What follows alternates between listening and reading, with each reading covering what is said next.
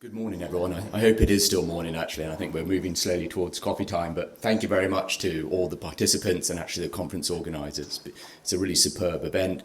I'm sad that it's the last day, but hopefully we'll see each other somewhere else, maybe where there are actually large carnivores in the environment. So it's a bit peculiar to be in the UK, where there's plenty of human-wildlife conflict, but of a slightly smaller variety. Just wait. Maybe we'll have some someday. We'll get there, I'm sure. So this morning I'll be presenting to you about a case study in Romania's Carpathian Mountains, where we've been working with local communities to facilitate coexistence with brown bears and grey wolves. And it wasn't until I arrived on Wednesday night and I was speaking to some colleagues from Southern Africa, and we were stood next to the brown bear in the Natural History Museum, and he was going, "This is an amazing animal." And then I went through my presentation, which was actually prepared 2.5 years ago, and there's not many photos of large carnivores in it, so I apologise in advance for that, but we'll see how we get on. So the organisation that I work for, it's a medium-sized international NGO. We work across the countries highlighted in yellow here, but fundamental to all of the work we do is working with local communities and in partnership.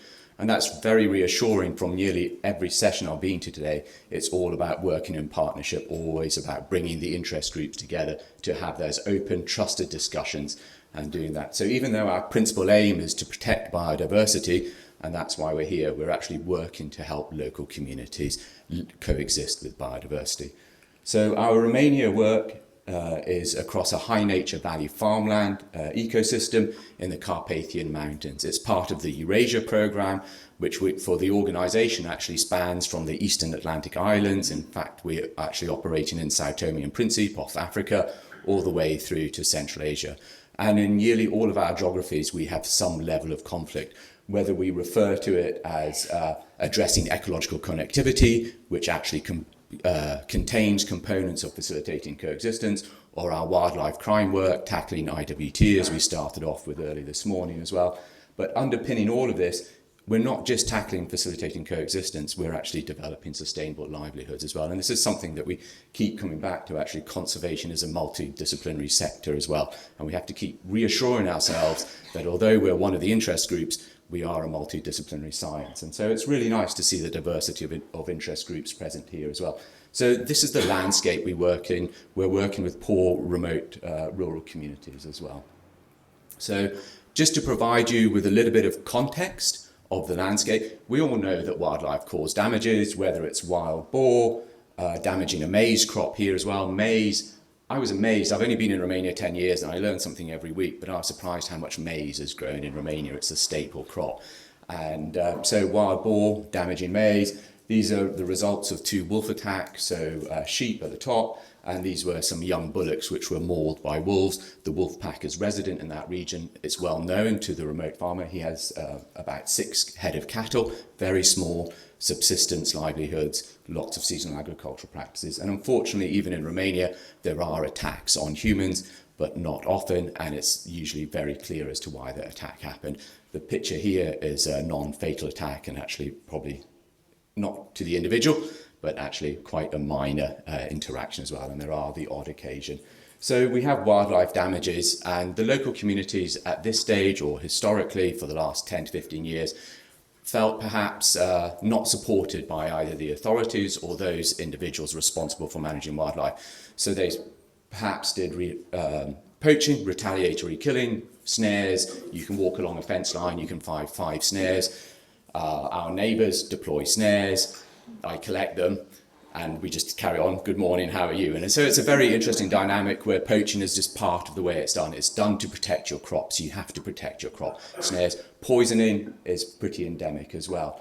And so these 2 factors of wildlife damages and poaching, and I've referenced perhaps subsistence, poaching, illegal killing, but there is quite extensive commercial and illegal hunting for trophies that is ongoing in Romania, and it is an issue about wildlife management and authority as well. So those 2 factors of wildlife damage and poaching are further confounded by socioeconomic and cultural issues, which we've actually heard quite a lot about over the last few days. So this is the loss of livelihoods and particularly cultural values as well. So perhaps some communities used to be very proud that they lived alongside bears. It was part of their part of their makeup, part of growing up. And certainly the Romanians that we interact with are proud that they still have large carnivores in Europe. And they say, what are the French farmers complaining about? You don't have half as many wolves. And about 8 years ago when I was talking, I did a very similar presentation in Romania, and one of my now colleagues stood up at the back and said, Romania is the most tolerant society for large carnivores in Europe. And I actually perhaps think they're true, because the bears in Germany don't do very well. So we also have a very interesting situation with agricultural abandonment, so socioeconomic decline, farmers moving away. It's perhaps a natural progress. So actually carnivores like brown bears and wolves are perhaps expanding their ranges. But then we also have agricultural intensification in the very same landscape a few kilometres apart. So the resources for wildlife are being constrained. And so it's very difficult to communicate those messages, particularly to policymakers, and you're constantly trying to adapt your message to the forum in which you're in as well. We also have extensive examples of inappropriate development, transport infrastructure. I think Romania now has 3 or 4 green bridges, I think, across its increasing motorway network.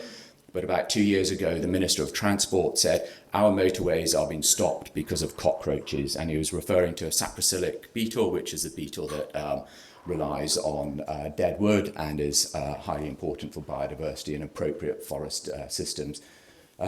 Also, the legislative framework is not integrated as well. We have forestry and hunting management, which are separate pieces of legislation. And yes, they do consider biodiversity. Yes, they do consider sustainable management as well. But they're not integrated with the local resource management, the agricultural plans, or the community development plans.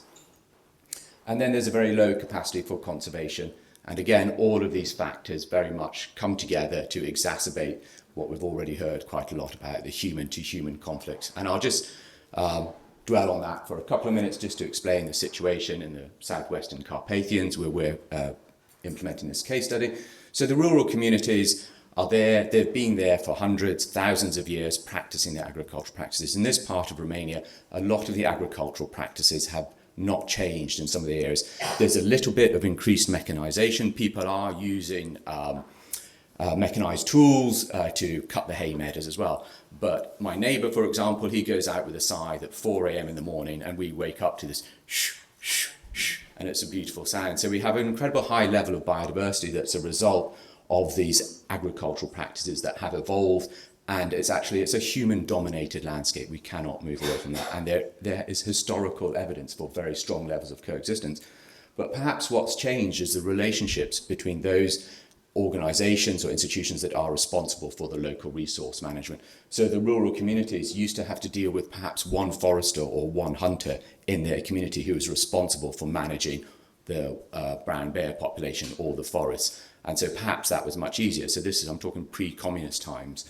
Whereas now they have to deal with multiple hunting concessions, either under private ownership, under state ownership. So there's a relationship there, sometimes positive, sometimes negative. And although I've included these organisations up here, we also have to think about forestry as well in there as well. They're a very important interest group in that. And we shouldn't ignore ourselves as conservation NGOs as an interest group as well. And so it's very much about this relationship between the organisations. So the area I'm talking about is the southwestern Carpathians. We operate for this particular work around 7,000 square kilometres. We conducted socio-ecological surveys. We set up what they refer to as the Wildlife Response Unit. And we conducted all the social cultural surveys, over 2,000 surveys. We're very fortunate in Romania. They still practice transhumanism, this agricultural migratory practice where they're moving between seasonal pastures as well. And there was very mixed perceptions among the agricultural community. Wolves, everybody perceived very negatively, 60%. Maybe that's not very negative. But actually, the animal that had the greatest perceptions of negativity was wild boar. They caused a lot of damage, and the numbers are quite high. But the perception was that large carnivores were perhaps the most significant risk.